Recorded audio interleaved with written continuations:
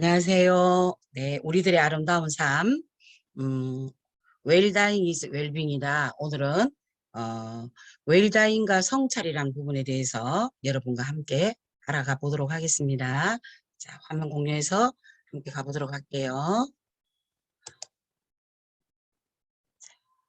공유.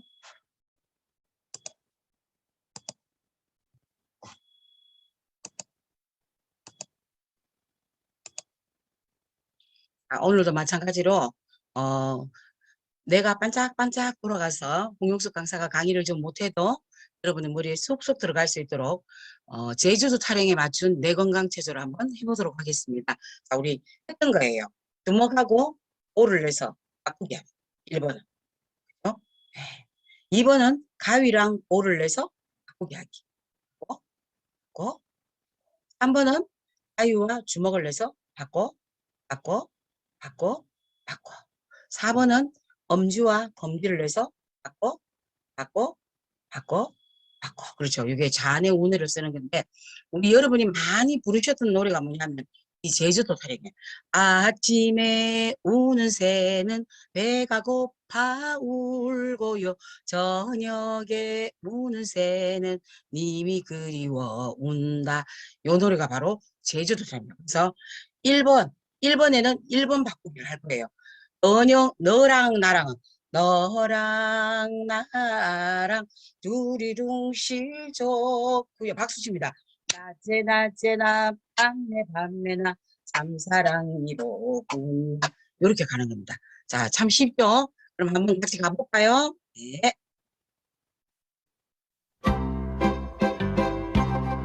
팔을 조금만.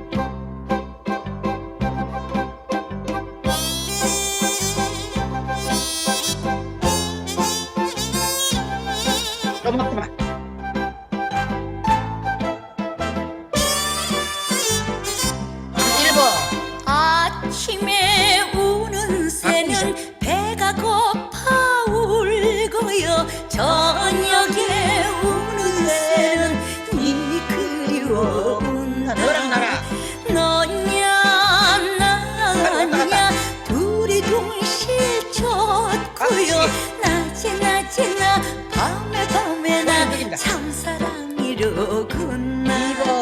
무정 세워라 오고 가지를 말아라. 아까운 어디죠? 내 청춘이 늙어만 가네. 너영나요. 너냐 나냐 둘이 동실 좋고요. 낮에 낮에나 밤에 밤에나 참사랑이로구나. 손을 이만큼.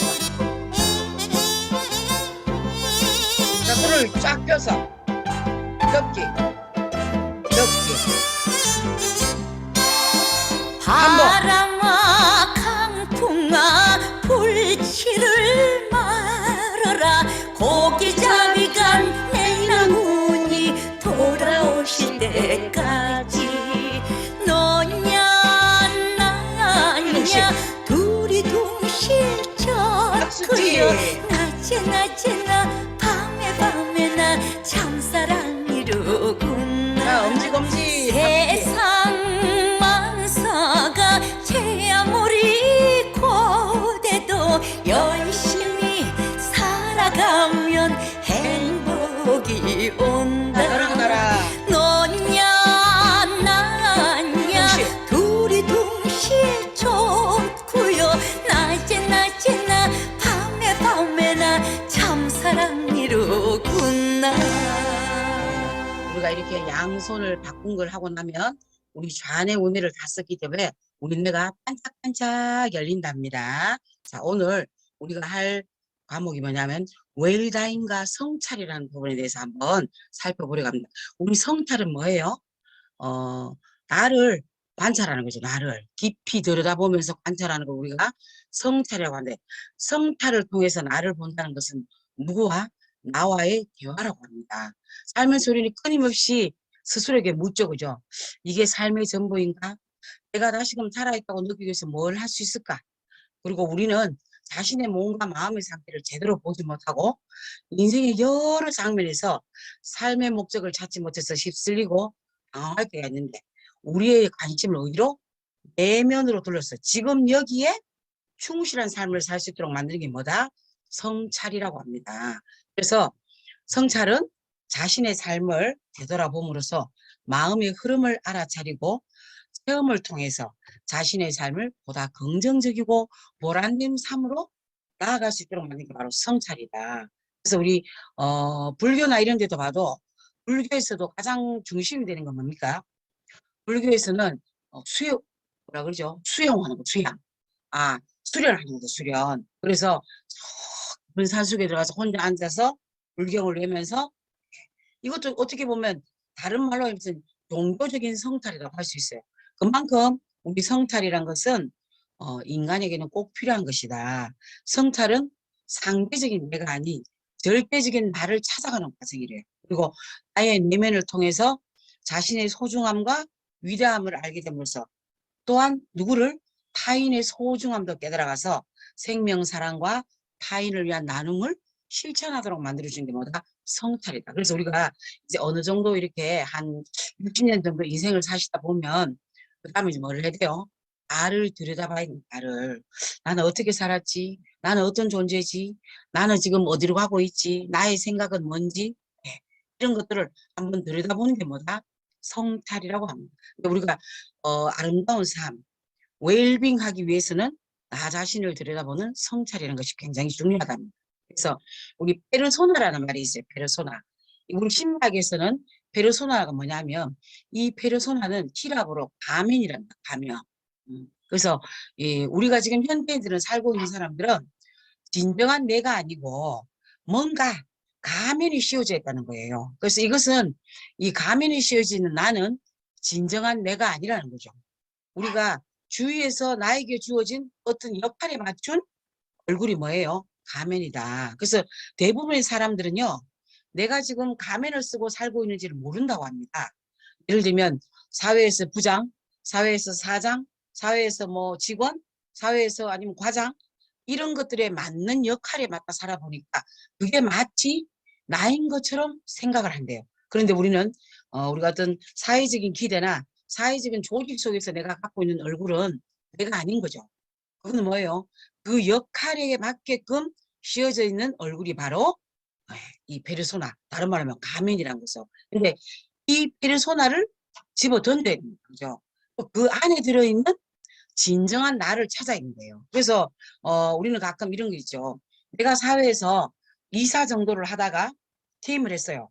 그러면 퇴임하고 나면 이제 나는 이사가 아니고 한 사람의 평범한 사람으로 돌아가야 되는데 나는 계속해서 내가 이사로서의 삶만 생각을 하시는 거예요. 그러다 보면 어때요? 진정한 나를 찾지 못한다는 거죠. 그래서 이제 우리가 어떤 사회적인 역할이나 그 조직 속에서 가지고 있던 이 가면은 벗어버리고 참된 나를 찾아가는 과정, 이게 뭐다? 성찰이다. 그래서 진실한 자기를 발견하려고 하는 노력이고 긍정적으로 자신 인생의 참 목적을 발견할 수 있는 게 뭐예요? 성찰이라고 한다. 그래서 우리가 이 한 세상 돌아보면서 참 잘 살았어. 나 진짜 이제 지금 가도 후회가 없어. 네, 이렇게 후회 없는 삶을 사시려고 하면 뭐가 중요할까요? 내 인생을 한번 돌아볼 수 있는 성찰이라는 것이 굉장히 중요하다. 그래서 우리가 성찰을 하는 과정은 쭉 단계가 있는데 우리가 성찰을 하는 과정 중에 제일 먼저 해야 될 일이 스트레스를 확인하는 일이랍니다. 우리나라 사람들이 가장 많이 사용하는 외래어 1위가 스트레스라는 하는 보도가 있었어요.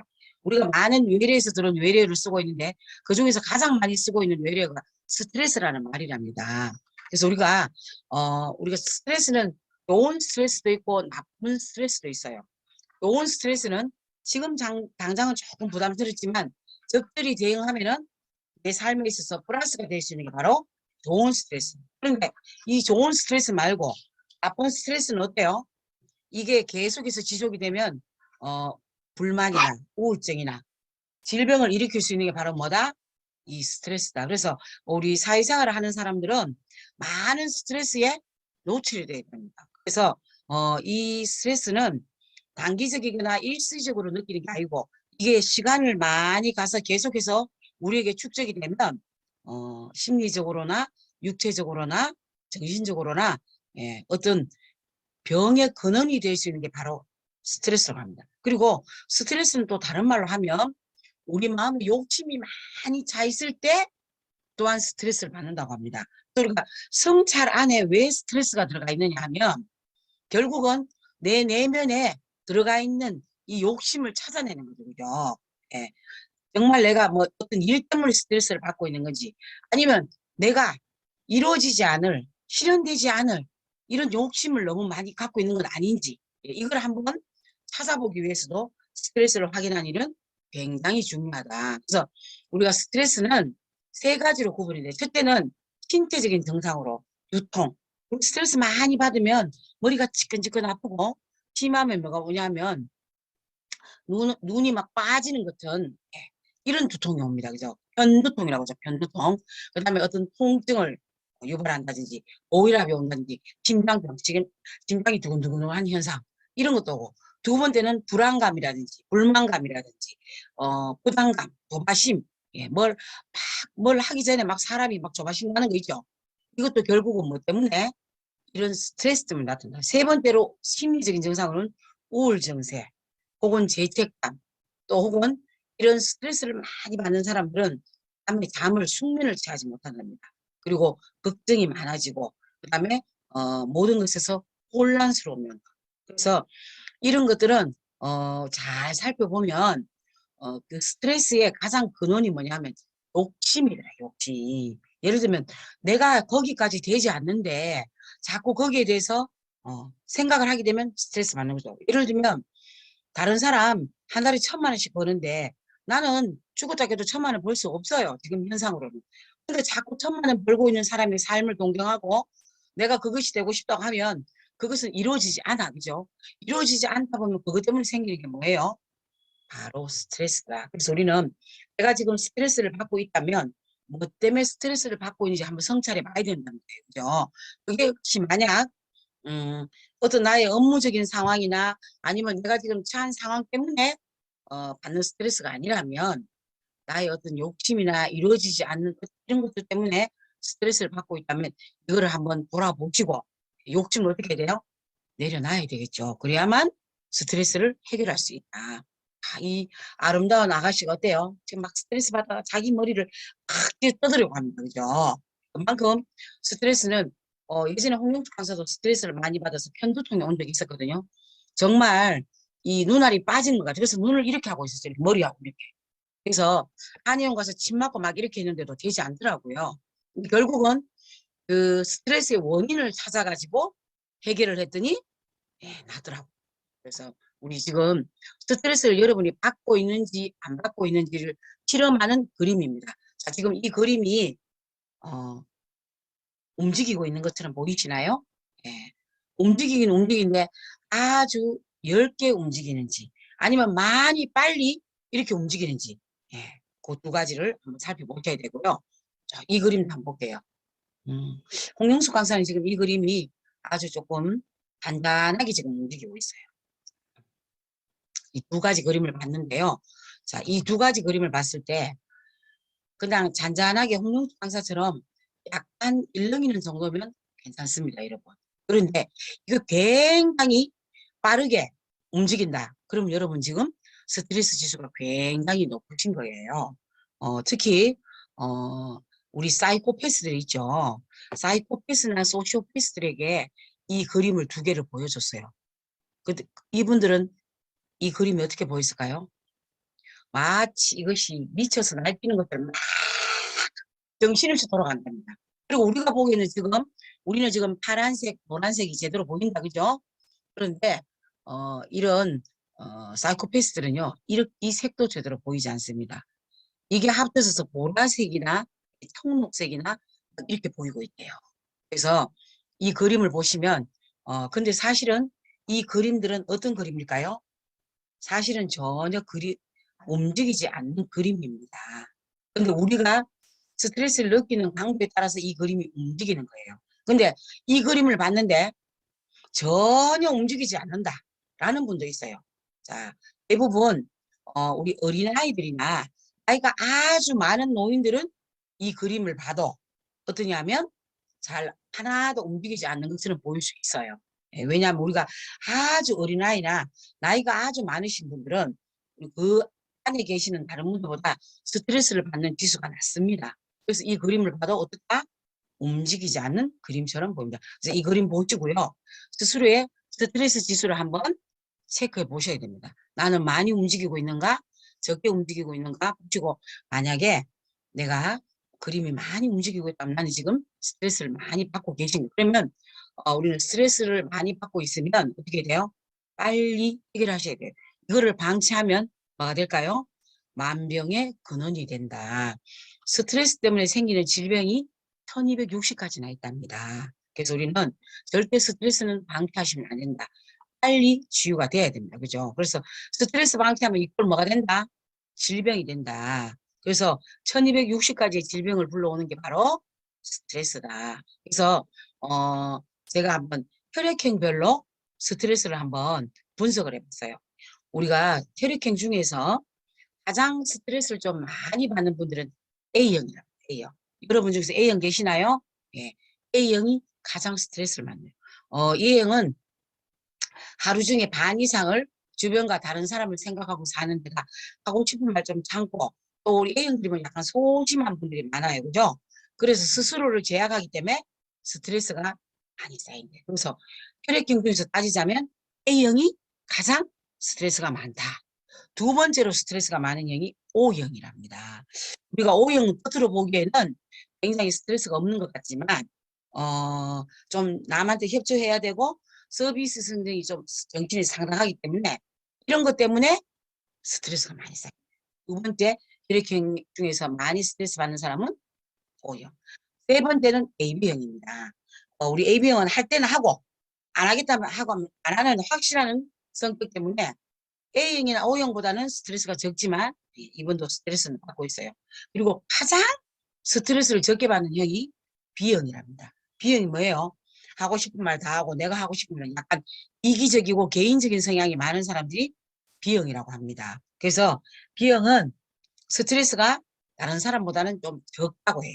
그래서 혈액형 중에서 A형, O형, AB형, B형 이렇게 스트레스 순서가 간대. 그러면 자 이렇게 스트레스가 쌓이는 혈액형에 따른 그러면 해결법은 없는가?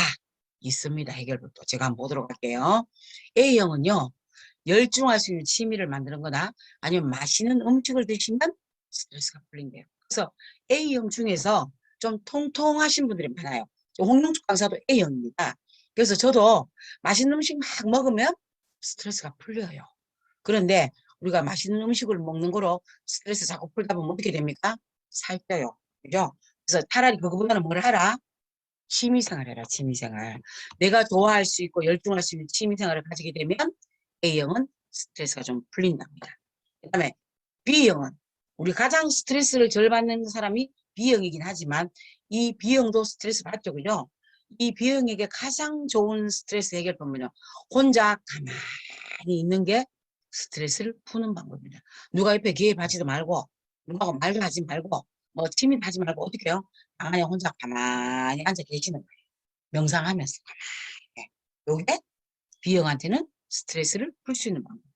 O형한테 스트레스를 푸는 방법 중에 가장 좋은 방법은 넋두리 하는 겁니다. 다른 말하면 뭐 수다를 뜨는 거죠. 그래서 이 O형에게는요. 내 수다를 들어줄 수 있고 내 넋두리를 들어줄 수 있는 멘토가 하나 있으면 굉장히 좋아요. 아니면 좋은 친구를 이렇게 두시든지. 그래서 내가 스트레스 할 때, 야, 나 요새 이런 것 때문에 스트레스 받아. 아니면 나 이런 것 때문에 요즘 속상해. 이렇게 얘기를 하기만 해도 뭐가 풀린다? 스트레스가 풀린다. 마지막으로 AB형이요. AB형이 스트레스를 받았을 때는 풀 수 있는 가장 좋은 방법은 수면입니다. 수면. 잠을 푹 자고 나면 이 AB형은 스트레스가 풀린대요. 그래서 우리 주위의 사람들 중에 AB형인데 혹시 우리 가족 중에 AB형인데 잠을 많이 잔다. 그러면 잠 많이 자는 걸 뭐라 하시면 안 됩니다. 이 사람은 지금 잠자면서 뭘 하고 있는 거예요? 스트레스를 풀고 있는 겁니다. 그리고 이외에도요. 우리가 스트레스를 풀 수 있는 방법은 굉장히 많습니다. 예를 들면 나는 산에 가면 스트레스가 굉장히 잘 풀리더라. 산에 가서 피 든 냄새만 맡아도 기분이 개운해지고 머리가 맑아지다. 이런 사람 어디 가야 돼요? 산림욕 하러 가셔야 돼요. 산림욕이나 등산하러 가셔야 되죠. 아니야, 나는 막 때려 부시고 하는 이런, 액션물을 보면 스트레스가 풀려. 그럼 이분은 그런 액션물 영화 보러 가셔야 됩니다. 그죠? 아니면, 나는 가요방 가서 막 노래를 큰 소리로 불렀더니 스트레스가 해소가 돼. 이런 사람은 꼭 그렇게 하셔야 돼요. 그래서 우리가 이렇게 복잡하다는 현대를 살아가고 있는 우리는요, 나만의 스트레스를 풀 수 있는 방법이 하나쯤 다 있어야 됩니다. 왜? 우리는 스트레스는 받는 즉시 어떻게 해라? 풀어야 되기 때문에 그렇습니다. 그래서 스트레스는 받지도 말고 주지도 말아야지만, 만약 받았다면 그 즉시로 풀어야 된다. 왜? 이 스트레스 때문에 여러 가지 질병들이 생기거든요. 그리고 결국은 자신의 삶을, 건강과 내 삶을 잡아먹는 게 스트레스입니다. 그래서 스트레스를 간과하시면 안 돼요. 그래서 나만의 방법을 찾으셔야 됩니다. 그리고 스트레스를 풀 수 있는 또 좋은 방법은 뭐냐면, 명상하는 것도 스트레스를 풀 수 있는 좋은 방법이에요. 이렇게 우리 뇌를 비우는 겁니다. 우리 현대인 들어가서 TMI다 이런 얘기 하죠, 그죠? 음, 어, 너무 정보가 too much information, 정보를 너무 머릿속에 해두고 있기 때문에 머릿속이 마치 쓰레기통이 된 것 같아요. 그래서 스트레스 받는답니다. 그래서 머릿속을 비우는 거, 멍 때리기. 그래서 우리 멍 때리기 대회도 있죠, 그죠? 가만 앉아서 아무 생각을 하시면 안 돼요, 이 멍 때리기는. 그냥 가만히 이렇게 있는 거예요. 음. 이렇게만 있어도 어떻게 된다? 스트레스가 풀린다. 아니면 나는 좋은 음악, 이런 음악 들었을 때 스트레스가 풀린다면 좋은 음악 들으시면 됩니다. 그죠? 그리고 많이 웃으시는 것도 스트레스 풀리는데 한몫을 합니다. 실제로 실험을 했더니요, 크게 웃고 났더니 우리 스트레스를 받으면 심장에서 코르티솔이라는 호르몬이 분비가 돼요. 그런데 많이 웃었더니 심장에서 분비되는 코르티솔의 분비가 억제되더라는 연구 결과가 있습니다. 그래서 많이 웃으시는 것도 스트레스 해소에 도움이 됩니다. 또한 반대로 많이 우시는 것도, 실컷 울고 나면 스트레스 풀립니다, 여러분. 정말 내가 억울하고 속상하고 이런 일 있을 때요, 꺼이 소리내서 한번 울어보세요. 진짜 막 나중에 울고 나면 어떻게 돼요? 이렇게 될 정도까지. 이렇게 울고 나도 스트레스가 풀린답니다. 그래서 이 중에서 홍영숙 강사가 지금 나열한 많은 방법들 중에서 어, 여러분한테 맞는 방법을 찾으셔야 돼요. 그래서 나만의 스트레스를 푸는 방법이 있어요. 홍영숙 강사는 스트레스 푸는 방법이 뭐냐 하면, 저는 영화 감상이에요. 그리고 여행, 그 다음에 등산 이런 거 좋아합니다. 그래서 홍영숙 강사는 언제 스트레스가 풀리냐? 내가 좋아하는 영화 보러 갔을 때, 아니면 두 번째는 뭐예요? 여행 갔을 때, 세 번째는 등산 갔을 때. 이럴 때 저는 스트레스가 진짜 잘 풀려요. 그래서 저는 되도록이면 이런 걸 통해서 제 스트레스를 해소하려고 노력하고 있습니다. 그죠? 그래서 어쨌든 우리가 나를 성찰하는 1순위가 뭐였어요? 스트레스를 확인하는 일. 내가 지금 스트레스 있나 없나? 예. 그리고 스트레스를 왜 받고 있나? 원인 분석해야 되겠죠, 그죠? 그래서 스트레스를 왜 받고 있는지 원인 분석을 하고, 그 다음에 스트레스 받고 있다면 이거를 푸는 방법을 또 찾으셔야 돼요, 그죠? 그래서 스트레스를 해소하셔야 된다. 예. 우리가 성찰의 두 번째는 긍정의 힘을 믿는 거랍니다. 우리 긍정의 힘은 굉장히 중요한 겁니다. 그죠? 특히 우리가 이런 말 합니다. 지금 우리 인생 100세 시대다. 그죠? 인생 100세 시대에 오래 사는 게 중요한 게 아니죠. 그죠? 건강하게 오래 살아야고 하는데, 이 건강하게 오래 살라 그러면 내 몸의 면역력을 올려야 된대요. 그래서 어떤 의사 선생님이 이런 말씀 하시더라고요. 내 몸의 면역력을 올리는 방법. 첫째, 많이 웃어라. 둘째, 운동해라. 셋째, 항상 긍정적인 마인드를 가져라. 이 긍정의 힘은 내 몸의 면역력까지 올려서 우리를 건강하게 만들어준다. 그래서 우리 성찰의 두 번째는 뭐냐? 긍정의 힘을 얻는답니다. 우리가 우리 자신을 스스로 소중하고 위대하게 볼 때 스스로 자신에게 동기부여를 하게 되고, 이것이 뭐다? 긍정의 힘입니다. 나는 안 돼. 내가 저렇게 뭘 하겠어. 이렇게 생각하는 것은 부정의 힘이죠. 그죠? 아니야. 나도 할 수 있어. 난 소중한 사람이야. 이렇게 스스로의 자존감을 높이는 게 뭐예요? 바로 긍정의 힘입니다. 이 긍정의 힘을 우리가 입증하는 효과가 뭐예요? 플라시보 효과라는 게 있습니다. 이 플라시보 효과가 뭐냐면 예를 들어서 굉장히 두통 때문에 오는 환자가 있었어요. 근데 이 두통 때문에 오는 환자에게 뭐를 주냐면 소화제를 줍니다. 소화제를 주면서 의사 선생님이 뭐라고 하냐면 이 약을 드시면요. 아마 한 달 안에 두통이 나을 겁니다 하고 그 약을 드려요. 근데 실제로 진짜로 그러면 이 환자는 의사 선생님의 그 말을 믿을까 안 믿을까요? 믿게 되겠죠. 그죠? 의사 선생님이 그래서 나한테 어, 이 약을 먹으면 두통이 낫는다고 했어. 그러면 이 사람이 열심히 한 달 동안 이 약을 먹을 거예요. 그런데 아주 중요한 현상이 일어납니다. 실제로는 소화제를 줬을 뿐인데 이 환자가 이 소화제를 먹고 나서 두통이 나았다는 거예요. 이게 플라시보라고 합니다. 이게 뭐냐? 우리 마음에서 긍정의 힘이죠. 이거를 믿기만 하면, 그죠?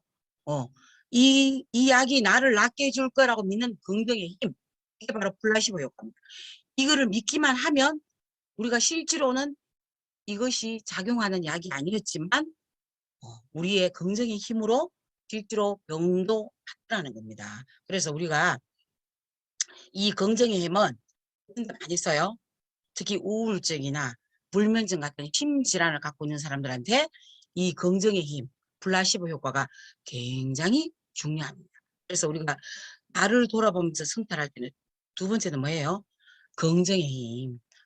홍영수가 너는 굉장히 소중한 존재야. 그리고 넌 뭐든지 할 수 있어. 넌 지금도 할 수 있는 게 많아.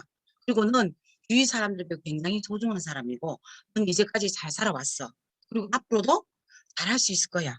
뭐든지 할 수 있을 거야. 그리고 주위 사람들에게도 좋은 영향력을, 선한 영향력을 미치면서 살 수 있을 거야라고 하는 게 뭐예요? 성찰의 두 번째입니다. 그래서 이렇게 우리가 긍정의 힘을 끌어내는 것은 자기의 가능성을 믿을 수 있고 자신의 위대함과 소중함을 깨달을 수 있답니다. 이게 바로 뭐예요? 우리가 성찰을 하려고 하는 두 번째. 뭐라고요? 긍정의 힘을 믿는 것이다. 이 긍정의 힘을 믿는다는 것은 자기 자신의 위대함과 소중함을 알아가는 과정이에요. 우리가 특히 우리나라가요. OECD 가입국가 중에서 청소년 자살률 1위, 노인 자살률 1위라는 불명예를 갖고 있습니다. 특히 우리 노인들이 언제 자살하시냐? 80대 자살을 그렇게 많이 하신대요. 왜 그럴까요? 자존감이 떨어져서 그렇습니다. 스스로를 믿는 긍정의 힘이 떨어져 있기 때문에 그렇게 되는 거예요. 아이고, 나 이제 사람 하겠노? 나는 쓸모가 없는 사람이야. 내가 저렇게 뭘 하겠노? 아이고, 뭐 사람들한테 주위에 가족한테 짐이나 되고 이렇게 생각하기 때문에 자살하게 되는 겁니다. 그래서 우리가 나를 돌아보면서 성찰해서 나의 어떤 긍정의 힘을 이끌어내는 거죠. 그랬을 때는 어떻게 된다고요? 스스로를 믿게 되고 스스로를 위대하게 생각하게 되고 스스로의 그 생명의 소중함을 하게 된다. 그래서 우리가 성찰의 두 번째에 가장 중요한 부분은 뭐다? 우리가 긍정의 힘을 믿는 것이라고 합니다. 우리 다음 시간에는 우리가 이 성찰은 10가지의 단계를 거치거든요. 우리 오늘은 두 단계를 배웠습니다. 그죠? 성찰의 첫 번째, 내 몸에 있는 스트레스를 확인하는 일. 이 스트레스를 확인하는 게 뭐다? 내가 왜 스트레스를 받고 있나? 스스로가 터무니없는 욕심을 갖고 있는 건 아닌지를 확인해 보는 거다. 두 번째는 스스로를 믿는 긍정의 힘을 확인하는 방법이죠. 이것이 바로 우리가 성찰의 두 번째 단계였습니다. 오늘도 부족한 홍영숙 강사의 강의를 들어주셔서 감사드리고요. 다음 이 시간에는 성찰의 세 번째 단계를 가지고 여러분과 함께 알아가는 시간을 가지도록 하겠습니다. 무더위에요. 건강 조심하시고요. 특히 이런 무더위에는 항상 여러분이 건강 관리를 잘 하셔야 되고 특히 무더운 여름에는 수분 관리 잘 하셔야 됩니다. 우리 몸의 70%는 수분으로 이루어지기 때문에 순간순간 수분 보충 많이 해주셔야 되고요. 특히 뇌의 78%가 수분으로 이루어져 있습니다. 그래서 여러분이 물을 제때 이럴 때 드셔주시지 않으면 뇌가 또 타격을 받는다고 합니다. 그래서 특히 더운 여름에는 바깥에 나다니지 마시고요. 시원할 때 와서 운동하시고 그다음에 항상 어디 다니실 때는 이렇게 외출 하실 때는 물을 한 통 들고 다니면서 수시로 수분 보충을 하시기 바랍니다. 이상 홍영숙 강사였습니다. 감사합니다.